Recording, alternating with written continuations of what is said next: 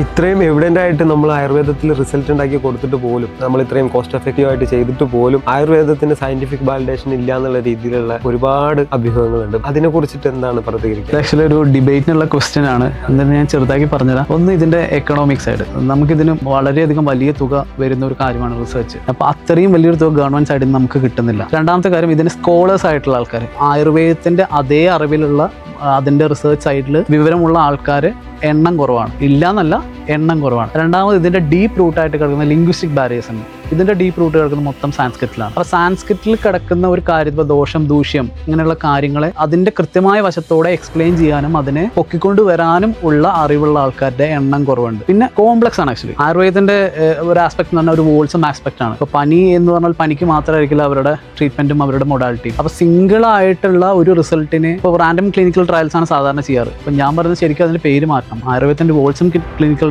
Trials എടുക്കണം. ശരിക്കും comparative totality എന്തൊക്കെ ചേഞ്ച് വരുന്നുണ്ട്, എന്തെല്ലാം അവരുടെ ബോഡിയിൽ വ്യത്യാസങ്ങൾ വരുന്നുണ്ട് എന്നുള്ള ഒരു കാര്യം എടുക്കുമ്പോഴാണ് ശരിക്കും ആയുർവേദത്തിന്റെ സൈഡിൽ ഒരു സയന്റിഫിക് വാലിഡേഷൻ കൊണ്ടുവരാൻ പറ്റുള്ളൂ. പിന്നെ മറ്റുള്ള ബ്രാഞ്ചുകളുടെ, ഇപ്പോൾ ബയോകെമിസ്ട്രിയോ അല്ലെങ്കിൽ ഡിപ്പെൻഡ് ആയിട്ടുള്ള ബാക്കിയുള്ള ബ്രാഞ്ചുകളുടെ ഒരു കൊളാബറേഷനും കോർഡിനേറ്റഡ് ആയിട്ടുള്ള എഫേർട്ടും ആയുർവേദത്തിന് വന്നാലേ ഇതിനൊരു സയന്റിഫിക് വാലിഡേഷൻ എന്നുള്ള പോയിന്റിൽ എത്തുള്ളൂ.